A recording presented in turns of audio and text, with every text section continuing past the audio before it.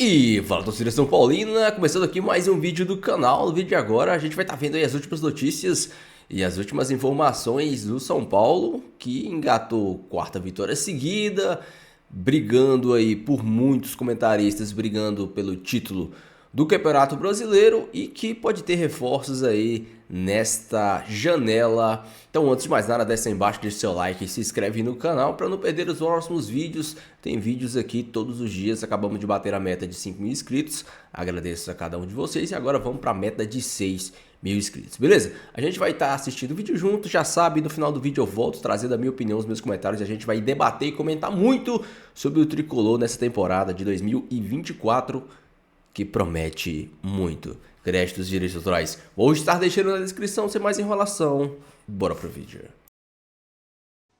Muito bem, tá aí o Grueso, Arnaldo, falando, não estava falando do jogo, mas estava falando da história do Zubeldia ir embora, não ia, a comissão técnica não ia, e esse cara aí, o Grueso, ele é equatoriano. Estamos vendo os melhores momentos do jogo, São Paulo e Bragantino, foi um jogo duríssimo, São Paulo desfalcado, ganhou 2-0, mas a galera tá reclamando aí que teve pênalti e tal, e aí? Bom, o São Paulo consegue quarta vitória seguida, né? Eu acho que a mudança de planos do Zubeldia, que não estava no banco, deu certo. Esticar os titulares o tempo todo, nesses 4 jogos, é uma medida um pouco arriscada para questão de lesão. Inclusive, durante os jogos, substituir mais tarde, insistir com o time titular. Dessa vez era o time mais mexido. Foi o auge de desfalques do Zubeldia, 9 jogadores fora. E aí o que entrou, o André Silva, o Vessone até reclamava, que ele estava meio sumido, até porque o Juan estava machucado também, ele fez o primeiro gol, brigando muito pela bola, fez o primeiro gol do jogo, aos 20 minutos então, o Juan deu aquela quebrada de jogos relacionados, né? Porque ele vinha mais de 100, impressionante. Agora também já pode assinar pré-contrato com outro time. Então, depois a gente chega nesse momento do São Paulo. A esse pênalti ridículo dado pelo árbitro do Rodrigo Nestor, foi nada, o Pedro Henrique empurra, mas empurra como se ele empurrasse qualquer coisa, ridículo, o árbitro estava do lado, deu pênalti, o Luciano quase perdeu. Mas o São Paulo jogou bem, com uma escalação bem mexida, o Lucas jogando do outro lado, lado esquerdo, e jogou melhor que o Bragantino, dominou o Bragantino, sofreu pouquíssimas ocasiões, essa bola nós estamos repetindo o começo, né, do Jandrei. Falando das poucas defesas do Jandrei. E agora o São Paulo fica ali no G4, mas eu vejo esse momento do campeonato, né, um momento de virada de turno e de abertura de janela. E aí quando você vê quem está acima do São Paulo, você fala, é difícil acompanhar. Eu acho que o São Paulo recuperou-se com 4 vitórias seguidas, a maior série da Série A nesse momento, né? 4 vitórias consecutivas, aí o Botafogo. O Flamengo é o primeiro, além dos 4 pontos a mais, vai voltar a turma da seleção, é o Flamengo tentando contratar ainda 2 jogadores na janela. Botafogo, um pouco acima na tabela, apresentou ontem 3 jogadores muito bons, né? Contratados, o Botafogo investiu quem disse que o Luiz Henrique ia embora, o Botafogo trouxe 3 para a janela. Palmeiras, é o que a gente acabou de discutir. Palmeiras, além de ter um garoto agora despontando, está apresentando o Maurício hoje, ainda tem o Felipe antes, o GA e tal. São Paulo tem um problema. Alguns. Sim. Vai perder o lateral esquerdo titular. O Wellington vai sair agora. O Zubeldia vai analisar a eventual proposta para o Equador. Qual jogador o São Paulo vai contratar? Nenhum, por enquanto. Então, se você fizer a projeção depois desse recorte do campeonato, é difícil o São Paulo acompanhar os 3 que, para mim, brigam pelo título brasileiro. Né? Eu incluo na sua espanholização o Botafogo, porque eu acho que o Botafogo já mostrou uma solidez muito grande nesse período e percebeu isso e investiu para disputar o Campeonato Brasileiro. Ainda. Porque talvez se o Botafogo tivesse numa situação intermediária, 5º, 6º, 7º, 8º, mas não, ele está... E vai ter esse jogo com o Palmeiras ainda pelo primeiro turno, que o Botafogo pode, de fato, encostar no Flamengo e brigar. Mas, ao menos, o São Paulo faz um Campeonato Brasileiro digno depois de algum tempo. Né? E estar nessa posição, no G4 hoje, é muito mérito de uma reação rápida que o Zubeldia, a comissão técnica e também a direção do São Paulo tiveram no mesmo momento em que o Atlético Mineiro, que talvez fosse o parâmetro, né? Troca treinador, traz um técnico argentino, recupera, tem série invicta. Foi muito parecido, Milito e Zubeldia. Quando o Atlético perde as 2 primeiras, desandou.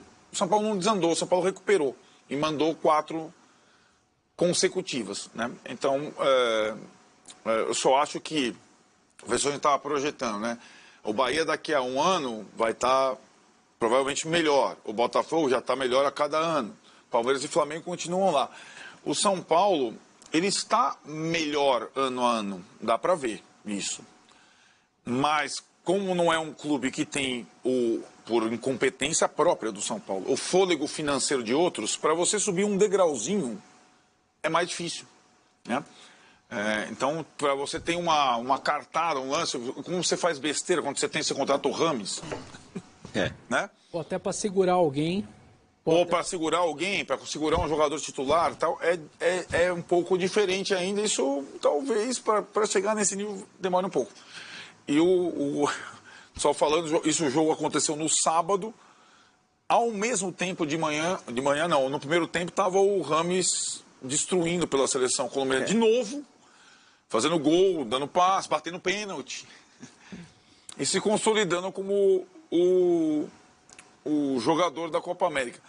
A cilada nessa história é se o São Paulo não conseguir contratar alguém, se começar a perder jogador, volta o Rames na Copa América com o trono lá de melhor jogador da Copa América, mas esse jogador é nosso. E aí? Esse é o nosso reforço. Essa é uma cilada, entendeu? Eu não acredito nisso, não. O Pablo Leite, de novo vamos perder um técnico para a seleção, não é possível. Só sobre isso, né?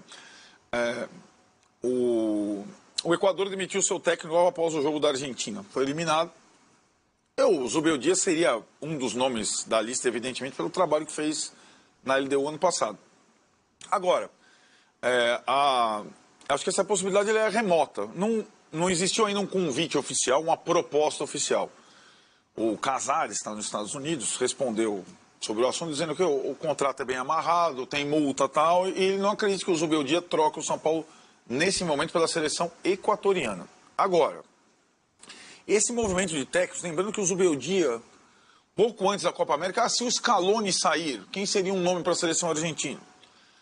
Porque também pode o Scaloni, pós-Copa América, depois de um trabalho inteiro, sair da seleção, pode ser campeão da Copa América e sair. Essas coisas, o Zubeldia é um técnico valorizado no continente nesse momento. Então, eu acredito que para a seleção equatoriana ele não saia, mas é uma situação aí que fica no imaginário do São Paulino, porque recentemente perdeu vários treinadores para as seleções quando viviam um bom momento. Só falta, seria o 4º técnico perdido para o São Paulo: Bausa, Osório, Dorival e o Zubeldia, se for. E aí é para acabar, né? Eu acho que o risco seria maior se a Copa estivesse mais perto. Porque trabalhar numa Copa do Mundo é algo que pode até financeiramente pode não ser lá essas coisas por um treinador, mas a Copa ainda vai demorar. Tem um impacto, né? Eu acho que aí ele vai falar, cara, quer saber? Ainda vai começar aí fase final de Libertadores. Eu acho que aí São Paulo realmente o risco não é tão grande, não. Próxima partida do Equador é em setembro, pelas eliminatórias contra o Brasil, no Brasil. Olha, imagina. O Equador está uma posição abaixo, acima do Brasil. Aí sai a tabela, a CBF põe Morumbi no jogo, imagina. Nossa Senhora. Mas a ideia é levar para o Beira-Rio o jogo. Sim. Mas então eu acho que não tem muito esse risco, não. O jogo, São Paulo é melhor, o Red Bull foi bem faquinha de bolo puma mesmo, como a gente brinca, mas eu acho que a arbitragem realmente nesse jogo teve uma interferência grande, né? Aos 40 minutos praticamente do segundo tempo, você tem um pênalti a seu favor, negligenciado, um pênalti claríssimo na minha visão, na qual o juiz aponta, põe na boca o apito e aponta com a outra mão para dar, e recua. Ele teve a vontade e o VAR sequer o chama para olhar, você estava até com a vontade ali, não custa, você quer ver de novo? Então me chama muito a atenção não ter chamado nem para ter visto o lance. Depois é um empurrão. Eu acho, sinceramente, isso é muito mais pênalti, por exemplo. É um pênalti mais aceitável dele dar um empurrão nas costas ali e tal. Aquela vez do Rafinha eu achei pênalti do Rafinha no Wesley, então eu acho que isso daí também ter dado um empurrão nas costas, pode ter sido um empurrão tão forte, mas eu acho que é mais aceitável ter dado esse pênalti de boa, assim, não vejo tanto problema, só que não ter dado o primeiro, para mim, a gente levou o ano passado aquela mão do Yuri Alberto, que poderia ser o 4-3 aos 42 do segundo tempo lá contra o Grêmio e Corinthians, como um lance talvez mais impactante em termos de resultado. Teve o pênalti a favor do Flamengo contra o Fluminense também, né? Final de jogo, muda o resultado da partida. Eu acho que o pênalti não dado para o Red Bull claríssimo também pode ter mudado realmente o resultado da partida. De qualquer maneira, mais uma vitória, o São Paulo fazendo uma pontuação muito digna. E é um pouco o que o Arnaldo disse, olha para cima e fala, peraí, eu vou pegar quem aqui? Um contrata de 20 milhões de euros, o outro tirou o outro do River Plate por 90 de reais, o outro está trazendo 3 jogadores diferentes e mandou um ídolo embora, se fosse o caso, que não tem um elenco... Aí você olha e fala, para onde eu vou correr aqui? Para quem que eu vou tomar a posição? Então, realmente, dentro da brincadeira do Tirone, do campeonato do 3º lugar, eu acho que São Paulo está sendo campeão quase aí. Vamos lá. Então você acha que foi pênalti? Os dois foram para você? Os dois, sendo que o primeiro claríssimo e o segundo aceitável, empurrão nas costas. Eu acho que o zagueiro deu motivo para ser marcado para mim. Arnaldo? Eu acho que nenhum dos dois foi, mas o do São Paulo, para mim, do Nestor, para mim, não é absolutamente nada. O pênalti do Bragantino é duvidoso, mas eu acho que o jogador do Bragantino, ele, em vez de tentar a conclusão, ele prefere a queda. Ele se joga também no lance do Luiz Gustavo. Massa. Pra mim, esse aí não foi pênalti, do Bragantino foi. Eu também tô com massa. Achei que do Braga foi, esse aí não foi nada, né? Esse aí, sério, um negócio... Enfim, tá falado. Falamos então, tá? Vocês acham que a gente não fala sobre isso? Agora, o Massa, o São Paulo é o 4º colocado, é o primo pobre ali, do trio, poderoso. Dá pra incomodar, você acha? Trio não, do quarteto, né? Porque são 3 e o São Paulo. Então, ele é o quarto atrás do trio, que é o primo... Isso. É o primo pobre depois Ele do falou certo, Primo pobre do trio, tá certo, né? Hã? Não está entre o trio, né? Isso. É o primo pobre do G4, não do nosso G4 ali. E aí? Primo pobre do G4. Aí sou eu. Eu tenho menos dinheiro que vocês 3, fácil. Agora, e o silêncio contempla Mentira. a minha informação. Reagiu agora, aí ficou feio. Nem reclamou. Pois é. Faz sentido, então. Vamos lá, meus queridos. É claro que pode, né? Mas eu acho que melhor ainda para o São Paulo é chegar naquele mata-mata danado lá, Copa do Brasil e Libertadores, confortável, né? Porque nos outros anos sempre ficou aquela coisa, 45 pontos, 45 pontos. Há um avanço, há uma evolução, para mim é clara, né? É óbvio que se o treinador for embora, aí não começa tudo. Aí não tem, aí, pode até dar certo alguma coisa, porque futebol é assim, mas seria uma coisa, difícil achar a palavra, mas meio criminosa, assim, sabe? Se o Zubeldia largar o São Paulo agora, entendendo as circunstâncias do que é o Campeonato Brasileiro, entendendo aonde ele está, né?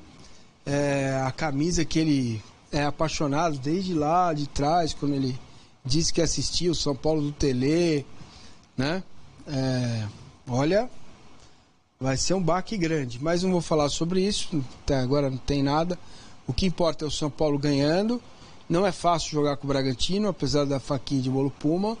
O São Paulo jogou bem, teve a questão da arbitragem e ganhou o jogo. Eu quero e tenho dúvidas de entender até quando vai esse estica-corda aí. Com os jogadores. Arnaldo. Bom, agora tem 4 dias pelo menos para descansar, né? Porque agora o São Paulo só volta a jogar na quinta e depois na quarta. Não tem jogo no final de semana na tabela. Arriscou, né? Foi uma estratégia acho arriscada. Que pensando nisso, ele fez o certo porque ganhou. Isso. E só a título de informação, não tem, porque tem Copa do Brasil, tem que matar os jogos atrasados. Então tem um jogo Inter e Juventude no meio de semana, que não jogam pelo Brasileiro. Finaliza a Copa do Brasil no final de semana, com Inter e Juventude de novo, Atlético Paranaense, mata tudo, acaba tudo. zera para poder ter o sorteio. Aí vai ter sorteio. E aí volta o brasileiro no meio da semana que vem, tá? Sorteio vai ser bom, hein? E o GRVS, que é rubro-negro, ele fala assim, falar é fácil.